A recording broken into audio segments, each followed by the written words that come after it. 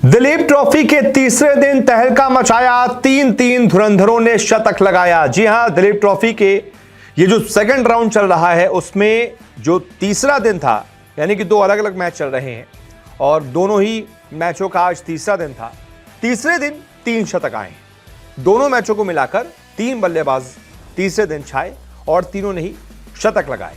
तो किस मैच में किसने क्या परफॉर्म किया है ये मैं आपको बताता हूं। सबसे पहले बात इंडिया ए और इंडिया डी के बीच चल रहे मैच की। इंडिया ए जिसके कप्तान मयंक अग्रवाल है और इंडिया डी जिसके कप्तान श्रेयस अय्यर है, यानी कि टीम इंडिया के दोनों पूर्व खिलाड़ी। बीच बीच में उनको टीम में ले लिया जाता है, लेकिन अभी टीम में क्योंकि है नहीं तो दिलीप ट्रॉफी खेल रहे हैं। दोनों के बीच ये जो मैच चल रहा है उसमें इंडिया ए जो है बहुत मजबूत सिचुएशन में दिख रही है और ये मानकर चलिए कि अब जीत लगभग इंडिया ए की 90% तय है। बस एक तरीके से कह सकते हैं कि 10% जो है वो फॉर्मेलिटी बची हुई है, वो चौथे दिन पूरी हो जाएगी। इस मैच में इंडिया ए ने पहले बल्लेबाजी की थी, बोर्ड पर लगाए थे 290 रन। इसके बाद इंडिया डी की बल्लेबाजी आई थी, उसने अपनी पहली पारी में बनाए थे सिर्फ 183 रन, यानी कि 107 रनों की लीड इंडिया ए को मिल गई। इसके बाद इंडिया ए ने 380 रन ठोक दिए बोर्ड पर और क्योंकि उसके पास 107 रनों की लीड थी तो कुल मिलाकर इंडिया ए के पास 487 रनों की लीड हो गई, यानी कि इंडिया डी को 488 रन बनाने हैं और दिन का खेल खत्म होने तक इंडिया डी 62 रन ही बना पाई है और एक विकेट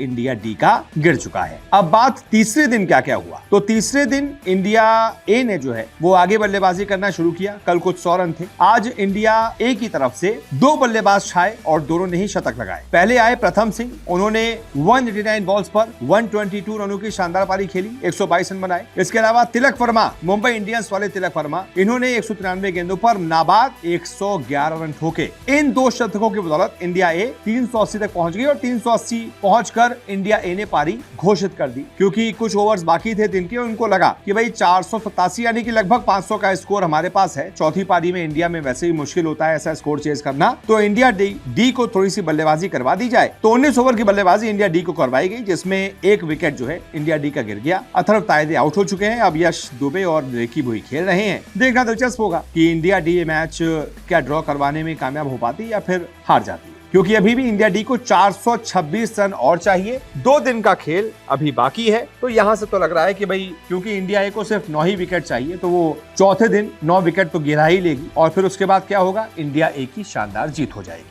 अब बात करते हैं जो दूसरा मैच चल रहा था इंडिया सी और इंडिया बी के बीच में। इंडिया सी जिसके कप्तान है ऋतुराज गायकवाड़ जो कि टीम इंडिया से खेलते हैं, और इंडिया बी जिसके कप्तान है अभिमन्यु ईश्वरन, युवा खिलाड़ी हैं, बहुत गजब का खेलते हैं। तो इस मैच में इंडिया सी ने पहले बल्लेबाजी की थी, बोर्ड पर लगाए थे 525 रन। इंडिया सी की तरफ से एक शतक आया था ईशान किशन का, उन्होंने बनाए थे 111 रन। हालांकि बहुत बड़ी पारियां आई हैं इंडिया सी की तरफ से, बहुत और भी बल्लेबाज थे, किसी ने 58 बनाए, किसी ने 40 बनाए, किसी ने 82 बनाए, लेकिन शतक सिर्फ एक आया ईशान किशन का। इसके बाद इंडिया बी ने बल्लेबाजी करना शुरू किया और तीसरे दिन का खेल खत्म होने तक इंडिया बी ने बना लिए हैं 307 रन और आज इंडिया बी की तरफ से शतक लगाया है अभिमन्यु ईश्वरन ने। ईश्वरन अभी नॉट आउट है, 143 बनाकर खेल रहे हैं, 262 गेंदों का सामना किया है, 12 चौके लगाए हैं, 1 छक्का लगाया है। बहुत गजब की पारी अभिमन्यु ईश्वरन ने खेली। उनके अलावा और कोई भी बल्लेबाज बहुत ज्यादा देर तक क्रीज पर टिक कर बहुत बड़े रन नहीं बना पाया, सिवाय जगदीशन के, उन्होंने 17 रन बनाए हैं, लेकिन उतने भी काफी नहीं रहे, क्योंकि अभी भी इंडिया बी दिन का खेल खत्म होने के बाद 216 रन इंडिया सी के पहली पारी के स्कोर से पीछे।